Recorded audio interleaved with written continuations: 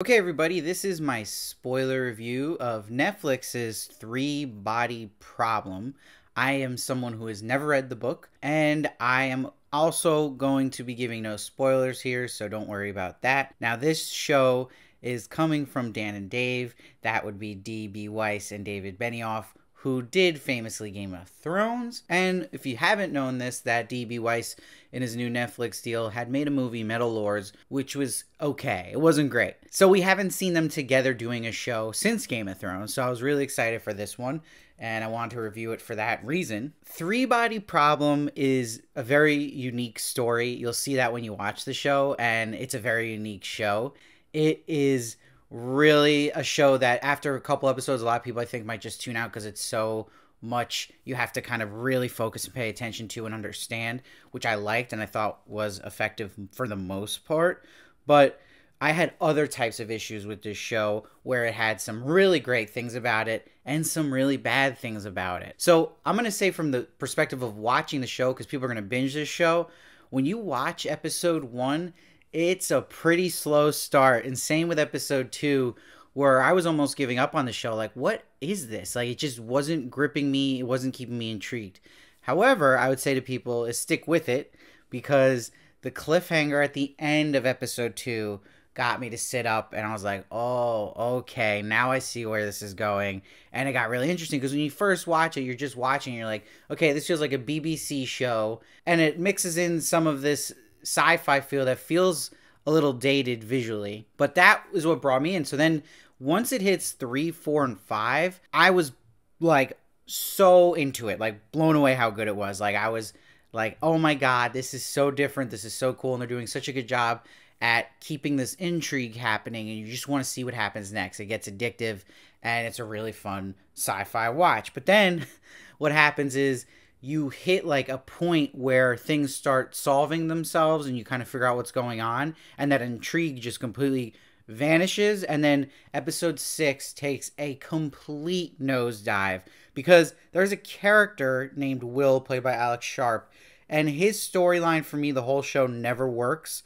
And it's also sort of a love story too that just doesn't work and didn't have enough build up to understand why I should care so much about this. But it takes over the whole last 3 episodes, and it becomes a total slog. Like, I was so utterly bored by the last 3 episodes and disappointed, and I wanted to just scream how bad the last 3 episodes were, because the 3 prior were amazing. So it was such a crazy experience watching the show for me, because it felt like the first 2 were okay, the next 3 were amazing, the final 3 were just not good. And it makes me worried a lot, because I love Dan and Dave's work. Everyone could say what they want about the final season of Game of Thrones, but they still gave some of the best television ever made, and season 4 Game of Thrones is incredible. So I was really disappointed to see some of the episodes they even wrote on, where I was like, like, this isn't that good. So that has me scared. A couple other things I want to point out is that one of the bright spots of the show is Jess Hong is this newer actress I've never seen before. She plays the lead in Jin.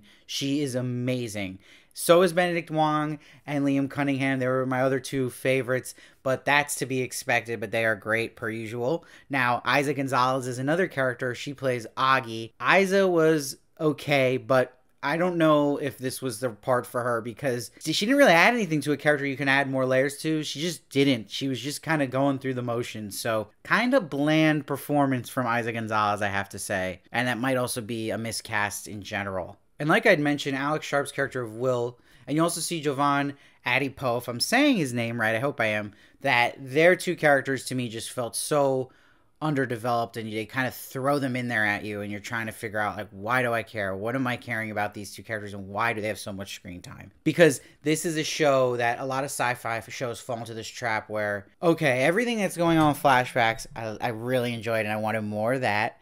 And then everything going with the character of Jin was the most interesting stuff. The main character and Benedict Wong's character. Like, when those characters were on the screen, I was into it. Everything that was going on with this character of Will and going on with Augie was losing me. It was, like, really, really hard to watch. Like, not good. So that was why this show just has so many feelings watching it. But I did also feel that my favorite composer in the game, Ramin Dawadi here. I didn't feel his sound enough in the show. When I saw he scored it, I was all excited, but you really don't feel it as the show goes on that much. And when you do, even the theme, it feels like he's just taking his scraps from Westworld. It sounds almost too much like the Westworld score. I'm really curious to see what the audience reaction is going to be to this show, because I think there's a lot of things that are going to turn a lot of people off. And that feel again of it being almost too BBC-like, where it just felt like any other sci-fi show you'd watch on a BBC channel. So that also was a little like, okay, this doesn't feel like Netflix either. I want a little more like epicness to this crazy sci-fi story, because the stuff they're talking about is really awesome and unique. But visually, I don't think that even compared to what they were talking about. So I averaged my scores out, and as you've seen, I had different feelings about different parts of the show, but I really will give this one total of 7.4. I still think it's a decent watch, and if you love sci-fi, it's worth a watch. But if you don't love sci-fi, and especially sci-fi where it's a little more complicated, I would skip this one. And I think you got to just accept that.